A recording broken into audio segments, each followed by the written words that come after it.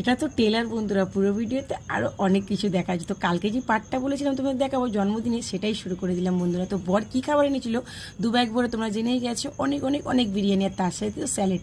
আর আমি বন্ধুরা ঘর থেকে বানিয়ে নিয়ে গেছিলাম চিকেন কষা আর স্যালাড। আর আমার বরদি যারা ভাত মানে বিরিয়ানি খায় তার জন্য নিয়েছিলাম ভাত। আমার অনেকটা খাটনি হয়েছিল, ঘর থেকেও বানাতে হয়েছিল, আবার বাইরে থেকেও খাবার আনতে হয়েছিল।